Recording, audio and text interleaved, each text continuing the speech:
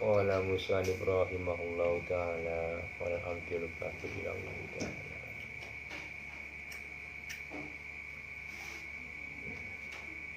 Bismillahirrahmanirrahim. Pembukaan lagi, mudah-mudahan lah dibolak-balik tambah ilmu. Amin. Itu kalau ngaji itu pasti tambah ilmu kan. Kita baca Quran.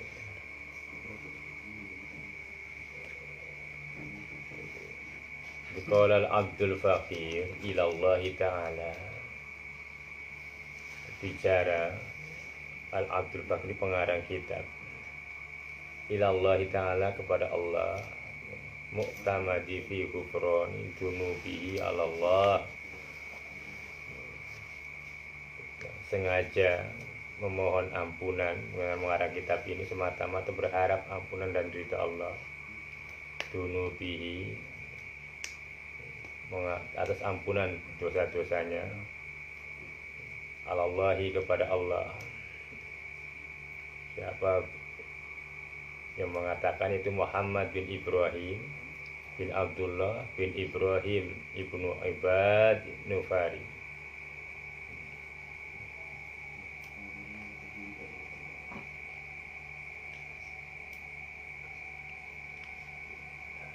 Alhamdulillah mufaidil bil uzamati wal jalali mutawahidi bi istihqaqi nu'util kamali.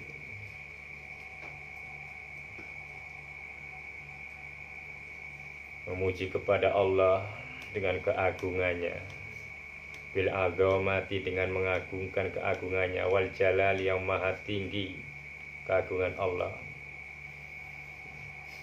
Terus yang mentauhidkan, mengijen-ijeni, mengesahkan dengan hak, bistihqaqi dengan berharap mendapatkan hakikat-hakikat dari sifat-sifat nu'watil kamali, dari sifat-sifat yang sempurnanya Allah.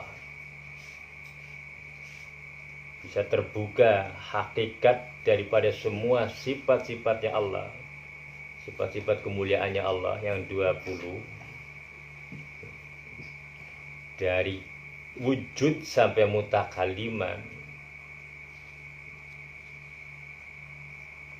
Itu berharap kiai fakir atau kiai musoni yuksipu, terbuka hijab takbirnya. Sesungguhnya apa sih makna daripada wujudnya Allah? Hakikat daripada wujudnya Allah. Kalau Allah dikatakan wujud, tetapi tak bisa dilihat. Bayangkan, Allah wujud, maha wujud, tapi tak bisa dipandang itu. Terus hakikatnya seperti apa? Pandangannya dengan apa? Nah, kita kan sudah dikasih alat oleh Allah, diberi kemuliaan, yaitu keyakinan, berupa itikad, keyakinan dari Allah supaya meyakini adanya Allah. Ya, kita yakin, percaya. Nah, itu yang saya meyakini itu adalah anugerah. Nah, itu awalnya itu. Sesungguhnya orang-orang itu beruntung sebenarnya kalau tidak kadab itu. Kalau mereka tidak gobla, sangat mensyukuri betul.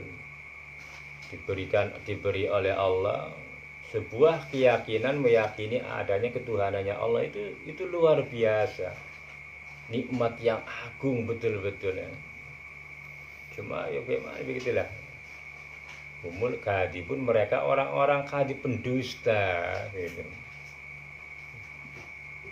Banyak kadabnya, banyak goplanya, banyak munafiknya kita ini.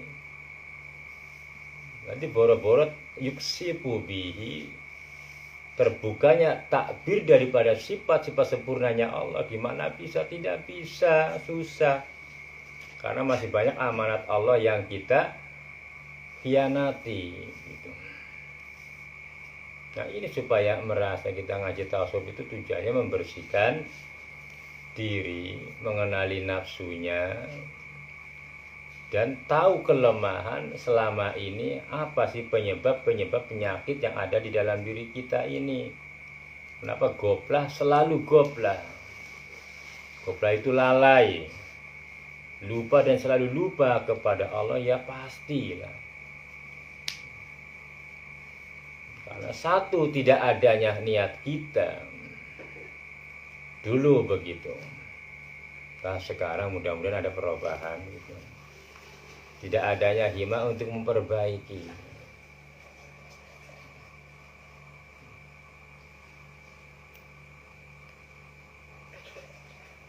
Nah, ya tidak adanya hima untuk memperbaiki, ya boro-boro mengenal kesempurnaan sifatnya Allah.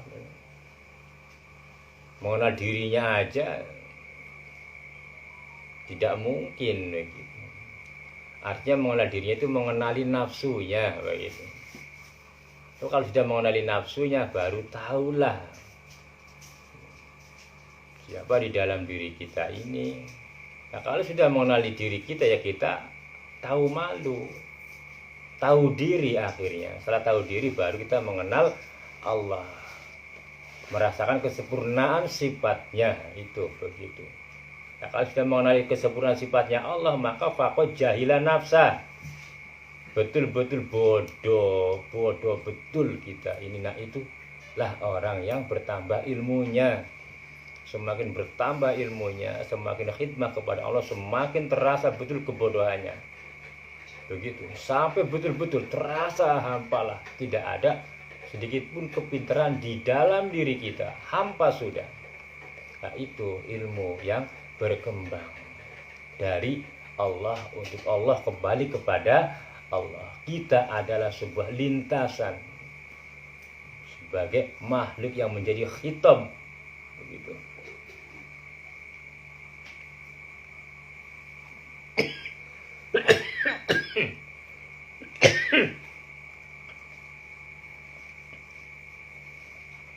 Tidak merokok batuk juga.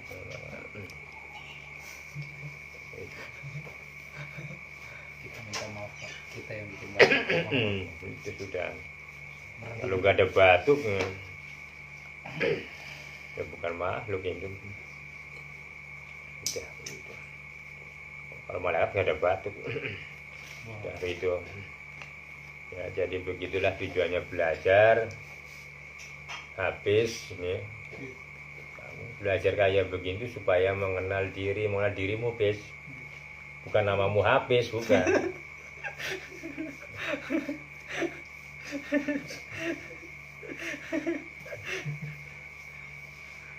Bukan kenalan sama Hafiz, bukan kenali jati dirimu, hakikat daripada manusia. Sungguhnya kalau pas kebetulan ya kita khusyuk fokus kepada diri kita, sebenarnya tidak susah mengenali diri manusia itu. Cuma hanya kadang-kadang sekilas jikalau ada teguran. Bahkan kadang-kadang ditegur pun tidak peduli, teguran dia kayak orang meninggal begitu.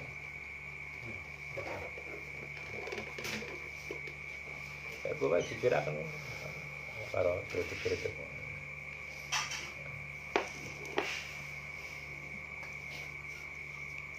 Itu teguran itu. Itu pun kadang-kadang tidak peduli kita ini.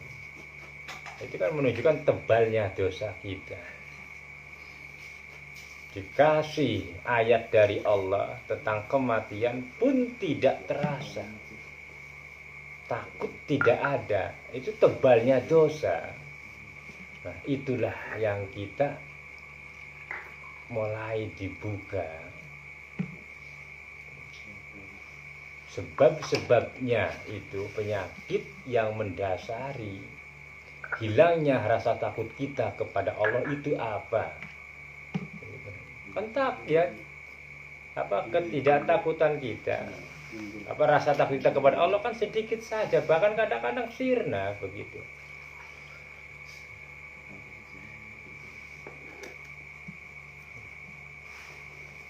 banyaknya tipuan-tipuan dunia.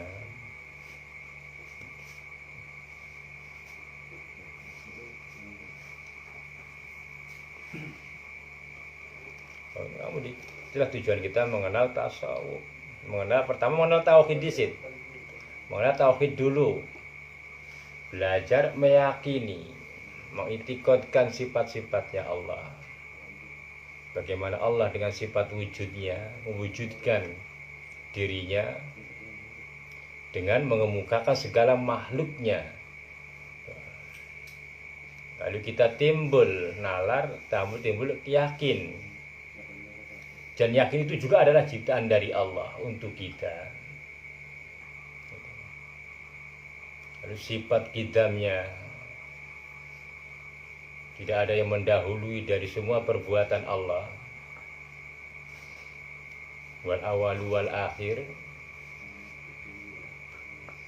Terus sifat baqo'nya yang abadi.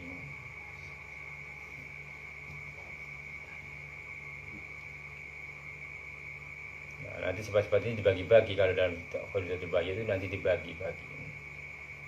Mana sifat nafsiyah, mana sifat ma'ani, begitu.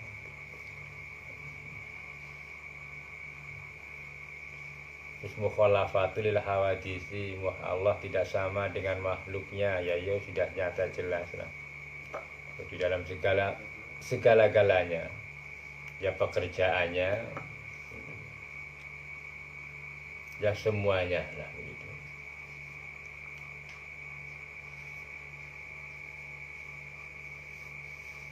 Terus qiyamuhu binafsihi, Allah tidak butuh dengan yang lain. Berdirinya Allah dengan sendirinya. Tidak ada yang menyamai dan tidak ada yang mempersamai Allah. Qiyamuhu binafsihi. Nah, terus penjelasannya seperti apa nanti mulai. Kita belajar itikad dulu. Terus wahdaniyat, Allah satu, tunggal pekerjaannya. Makhluk segini banyaknya. Coba bayangkanlah. Kalau kita memikirkan kalamnya Allah. Ya tidak bisa kejangkau akal ya, Masya Allah. Bagaimana Allah mengatur kata-kata itu dengan sifat kalamullahnya. Manusia begini bahasa satu dunia berbicara semua.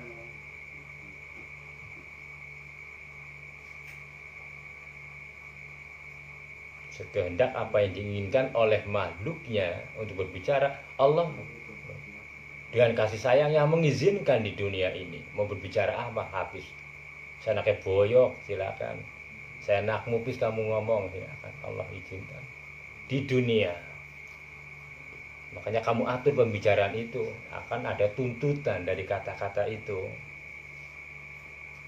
Nah, tuntutan dari kata-kata ini yang harus pikirkan nanti bagi orang-orang sufi atau orang-orang yang belajar hakikat ini. Nilai sebuah kata-kata itu sangatlah berharga. Jangan asal kata mengatakan keluar, asal nyeplos, dipertanggungjawabkan semuanya. Jangan banyak bercanda, Bin. Kayak gitu. Ya, kalau ketahuan enggak apa-apa. Itu alami.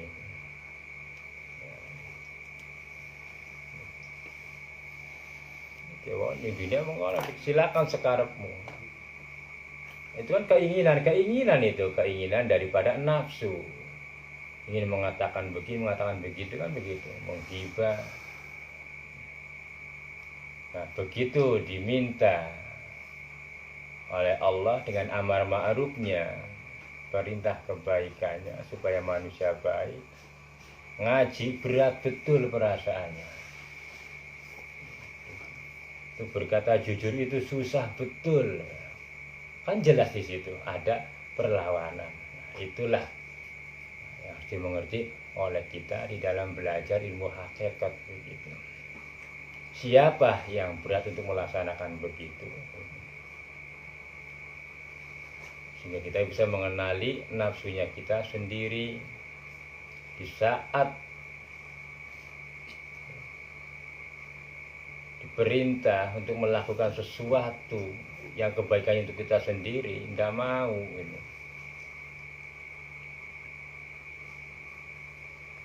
Tapi kalau seenaknya, udah.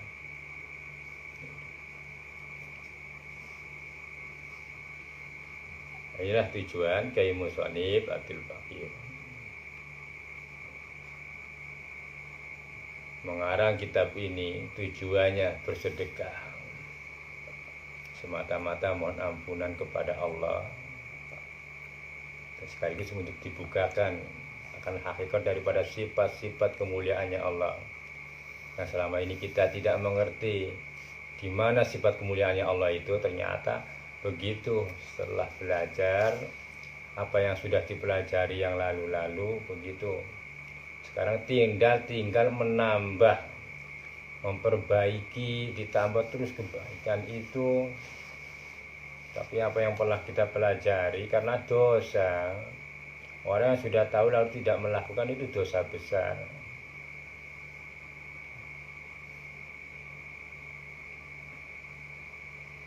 Sufyan Tsauri, Ibnu Ruslan, Syekh Ibnu Ruslan mengatakan begitu.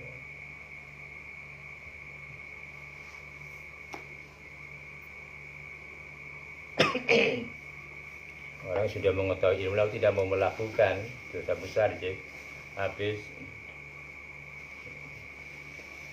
mau tidak belajar ilmu ya karena kewajiban sudah, hukumnya fardu ain belajar ilmu hakikat itu. Karena dengan mengenali ilmu kayak begini baru tumbuh rasa. Makanya selama mengenali syariat itu yang ada itu rasanya nafsu, bukan rasanya zauq, bukan rasanya sir, bukan rasanya iman. Itu rasanya nafsu. Perasaannya sudah puas betul, sudah banyak betul amal perbuatannya. Dia mengabirinya orang yang bertakwa dan sudah sok-sok menasehati orang.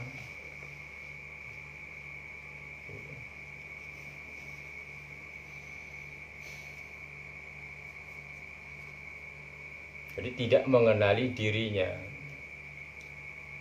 Kalau toh semua apa yang ada itu adalah limpahan dari Allah.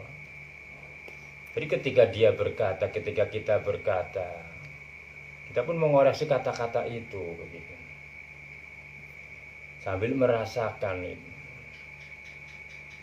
sebuah kinerja daripada yang Allah desain itu di dalam lisan kita. Kok bisa ngomong seenaknya begini ya. Terus menikmati omongan itu.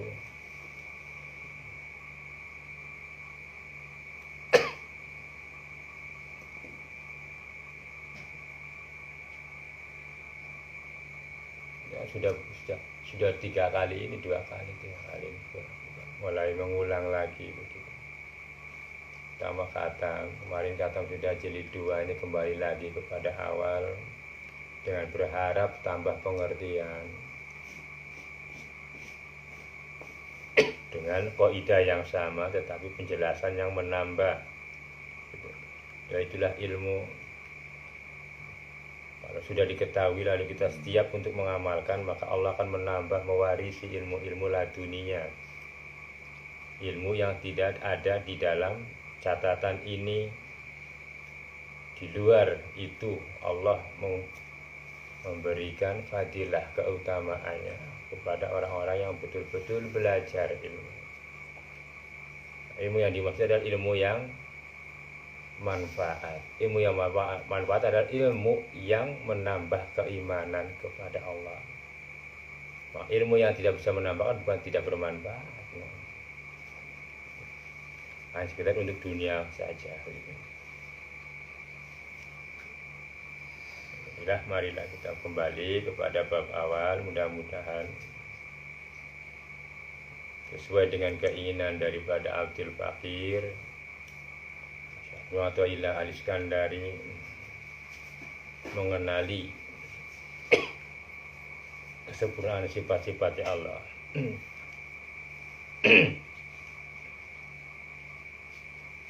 Itu akhirnya kita bisa mengikuti jejaknya para aulia secara perlahan-lahan. Walaupun kalau dia tidak pantas, kalau dia sih tidak pantas, dia lihat Mubi, buat ini nggak pantas dia jejak.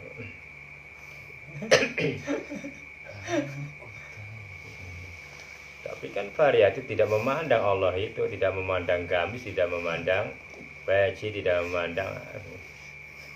Tapi jangan koloran saja ngaji itu. Pakai sarung yang rapi. Bismillahirrahmanirrahim. Qala musannif rahimahullahu taala. Qala berbicara Ibnu Athaillah min alamatil i'timadi 'alal amali nuqsanur raja'i 'inda wujudi zalali. Min alama setengah sebagian daripada tanda-tandanya i'timad. I'timad itu andal, yang diandal-andalkan. Nah, yang selalu mengandal apa yang sudah ada, merasakan dirinya gitu. Ya diandalkan lah begitu, menjadi sandaran. Alal amali, atas amalnya. Jadi orang yang mengandalkan bahwa dirinya penuh dengan amal. Apa? Nuqsanur rojai, berkurangnya berharap-harap ampunan kepada Allah, begitu. Inda wujudi zalali, ketiga adanya apa? Keluputan, kelalaian, tidak memohon ampun kepada Allah.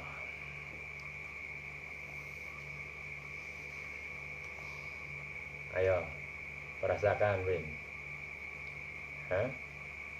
Min alamatil i'timad, orang-orang yang masih merasakan bahwa amal itu keluar dari dirinya, dari diri kita. Itu ketika ia salah, luput kepada Allah, tidak memohon ampun kepada Allah, itu sudah. Ya. Min alamatil i'timad. Dulu Bapak mengatakan alamat i'timad ini orang-orang yang membangga-banggakan bahwa dirinya sudah banyak. Sekarang perdalam lagi. Jikalau orang itu masih merasakan ibadah itu keluar dari diri kita, datangnya dari kita, maka ketiga ia gopla kan? Habis ngaji gopla. Dan selama kegoplannya itu tidak pernah sedikit pun memohon ampun kepada Allah, tidak merasakan dosa, tidak merasakan lalai kepada Allah. Dia diperdalam.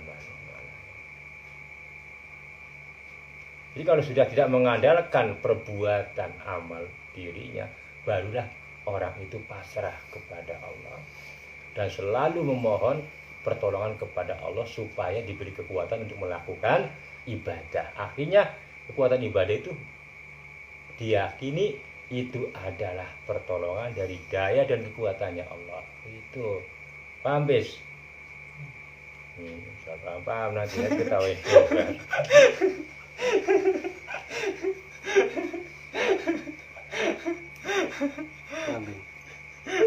Ini dua makhluk aneh. Ya,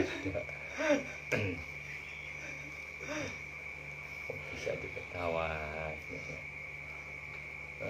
Aku ngomong iya, mau bilang ketawa. Ada konslet apa ini? Ya udah. Jadi begitu ya. Itu makanya itu ingin merasakan begini itu lama, istiqomahnya lama. Kita betul-betul meyakini, metikotkan bahwa setiap gerak itu lahir keluar dari dayanya Allah. Itu butuh ilmu. Diilmuni dulu. Kita kaji dulu asal mulanya kita. Iya ya. Nah itu baru tumbuh. Masya Allah. Masya Allah. Terus. Sampai betul-betul iman itu bertambah. Dari tambahan iman itulah zauk itu tumbuh, rasa itu tumbuh, rasanya sir, rasanya iman.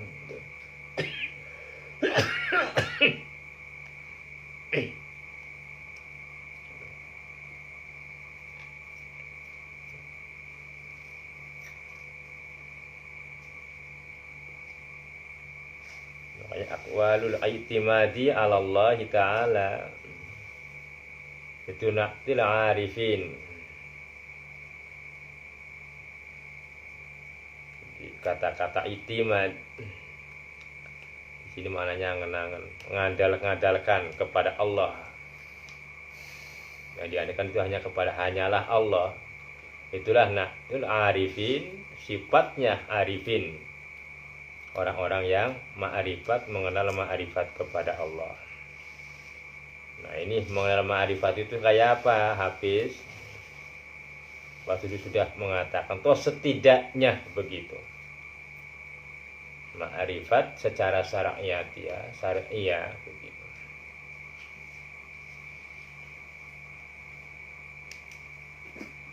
Tak mengenali asal mulanya kita.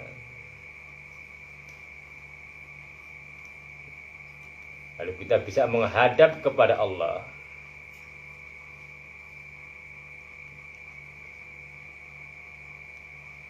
Dengan mengemukakan semua yang tidak ada pada diri kita. Bahwa semuanya itu adalah miliknya Allah. Milikmu ya Allah.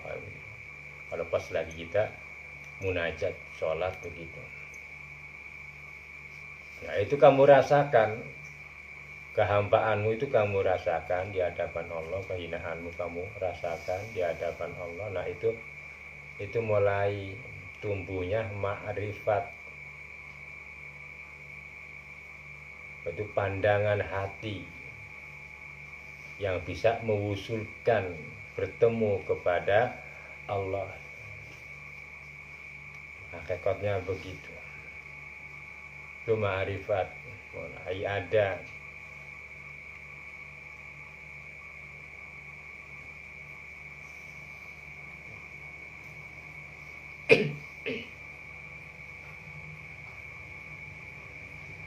Mudah-mudahanlah karomah dari ma'rifat ini memudahkan untuk sebuah pertanyaan nanti di alam barzakh. Kalau sudah mengenal Allah di dunia, insya Allah menghadapi pertanyaan marrobuka itu tidak susah. Lawang dulu orang selama di dunia hanya sekedar pengakuan Islamnya saja, tapi tidak pernah mengerti tentang ma'rifat. Belum mengerti ma'rifat malah ditentang ma'rifat. Apa sih ma'rifat? Enggak ada ma'rifat. Pengenalan diri kita kepada Allah itu adalah hakikatnya ma'rifat. Dan terus ditanamkan di dalam hatinya. Ditanamkan dalam hatinya, itulah tujuannya untuk Darul Khulud, rumah yang abadi nanti. Setelah bekal kita nanti, persiapan untuk menghadapi semua tanggung jawab kita di hadapan Allah. Baru dalam kubur saya sudah pertanyakan begitu. Siapa Tuhanmu, siapa agamamu, apa agamamu, siapa nabimu, apa imammu, 5 faktor siapa saudaramu, kan begitu. Allahu Rabbi, ya Allahu Rabbi, kapan pernah hati ini bertemu dengan Allah.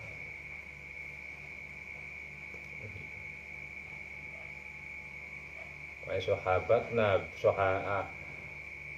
Rasul pernah berkata kepada sahabat Umar begitu.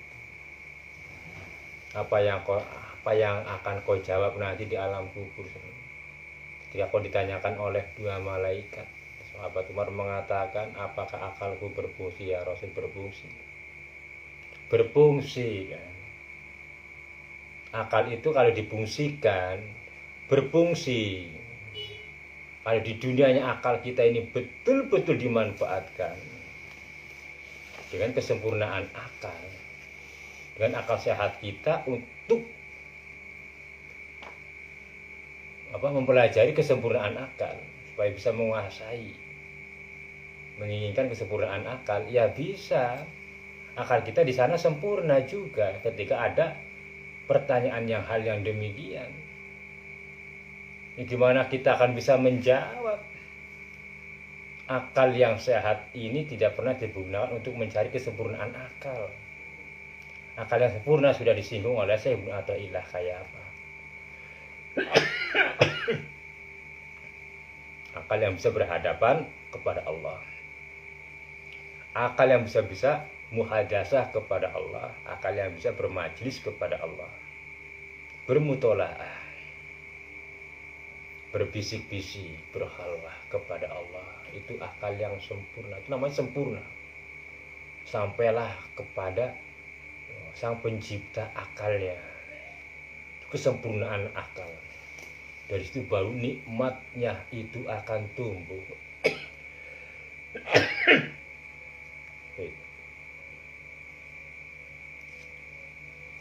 Karena belum sempurna. Akal sehat itu sehat kayak habis sehat.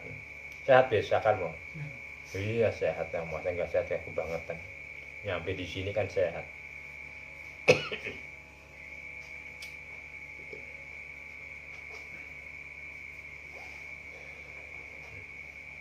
Nah, kaidah di sini yang disinggung adalah orang-orang yang mengandalkan amal perbuatannya. Ini yang dilarang oleh ajaran-ajaran sufi. Tasawuf itu maknanya membersihkan jiwa, membersihkan diri. Sufi itu maknanya polos, membeningkan hati.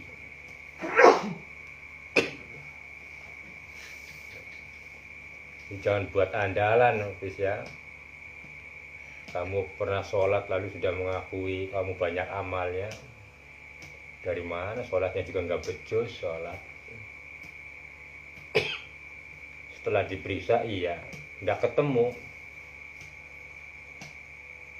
Niat nggak bisa niat. Nggak bisa niat, belum bisa. Harusnya kan niat hadir dulu, khusyuk dulu. Baru takbir. Setelah niat hati ini khusyuk, hadirnya kita kepada Allah, baru kata-kata takbir itu keluar dengan penuh rasa. Betapa akbarnya Allah, betapa agungnya Allah. Allah Akbar. Makanya diwujudkan dengan wujud berdiri. Merasakan kita diberdirikan itu merasa. Makanya aqimis sholat. Akim itu maknanya ngadeg, melakukan sholat. Dilakukan pertama dengan berdiri. Hati hadapkan kepada Allah. Karena niat. Setelah ada kehadiran hati, baru takbir. Nah, ini baru rukun yang pertama. Dan selama ini kan kosong gitu. Kadang-kadang cuma mengikuti kebiasaan saja. Hatinya hampa, itu namanya bukan niat yang benar ya. Besok begitu sholat. Harus betul-betul niatnya betul-betul kepada Allah. Insya Allah dari sholat saja itu sumbernya sebuah pertanyaan semua bisa dijawab karena hakikatnya ada di dalam sholat. Syahadat di dalam sholat. Pokoknya semuanya komplit. Makanya apabila sholat itu sholatnya beres, ya beres sekarang itu. Akhlaknya baik. Karena sholatnya jarang beres, maka akhlaknya tidak baik-baik. Artinya secara adabnya kita kepada Allah. Itu aja. Jadi pertama jangan mengandal-ngandalkan amal perbuatan kita yang mengakibatkan kita berkurangnya rasa permohonan ampun kita kepada Allah berkurang. Menjadikan takutnya kita kepada Allah sirna. Sirna, coba bayangkan. Ayo Bin, seberapa jauhnya kamu takutnya kamu kepada Allah? Kan hilang kadang-kadang. Bahkan banyak hilangnya kan.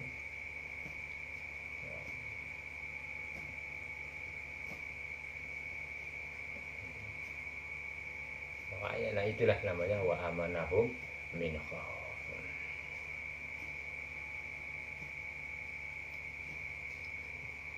Jadi kalau diperiksa kosong begitu masih gitu. Nah, kekosongan itulah yang kita benahi. Sekarang mulai ditingkatkan lagi tasawuf, belajar betul-betul tasawuf, betul-betul sufi, berarti membersihkan diri sambil kita mengenali di mana kita ditempatkan oleh Allah, apa di makom kasab, ada apa di makom tajrid begitu. Di makom kasab dia begitu sama juga, orang beda nih, nggak ada bedanya apa sih makom. Nabi Sallallahu Alaihi Wasallam ada di makom kasab ya jadi iya. Banyak aulia dia dari tumbuh dari makom kasab ada. Kerja jadi petani, kentang, tanya itu begitu. Tapi tidak mengurangi ibadahnya kepada Allah, ingatnya kepada Allah begitu kuat, ya akhirnya ala aulia la khaufun wala hum yahzan. Ya. Jadi orang wali itu orang sing orang megawe, enggak, tergantung di mana Allah menempatkan makom itu begitu. Udah begitu aja ya. Itu mulai perbaiki dalam lagi, tapi dengan dibuktikan dengan perbuatan. Puasa Senin Kemis mulai dilatih, jadikan amal perbuatan. Karena orang yang berpuasa itu beramal 1 hari penuh walaupun ketiduran, itu hukumnya. Dilatih mulai belajar, Ben. Masa itu aja berat melawan, itu aja yang berat sini. 1 bulan 8 hari aja. Malah itu ya kalau sudah kebiasaan kamu enak, ketagihan begitu. Kalau sudah menjadi makanannya kamu, nikmat betul puasa itu. Dilatih sudah Senin Kemis. Untuk kesehatanmu juga, ya kesehatan batin, ya kesehatan fisik itu sudah. Jadi dulu dibuktikan dengan kenyataan begitu. Kalau sudah mampu sholat malam, sudah tidak putus istiqomah, nah baru Allah disitulah, baru kamu akan merasakan nikmatnya sholat.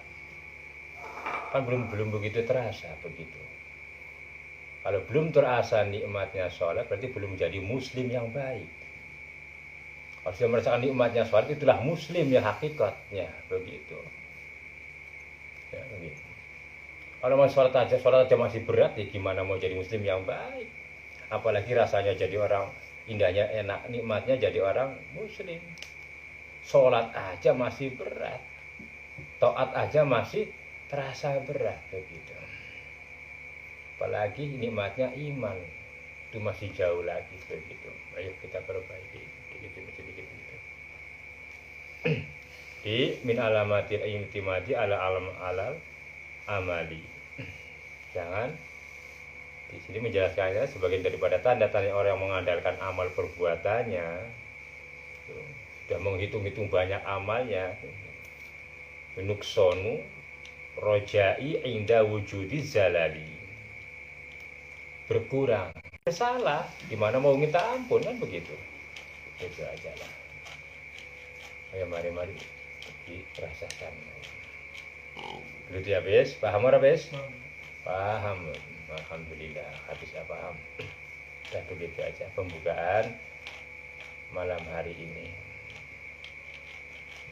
Jadi mengonon belajar mengenali kesempurnaan sifat yang disolok karena ning awak.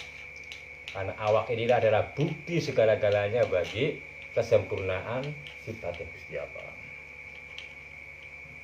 Itulah rahasia di dalam diri kita yang terbungkus jasad yang begini. Kok anak nafsu, macam-macam nafsu, akal dikasih akal untuk berpikir, ya Allah pokoknya.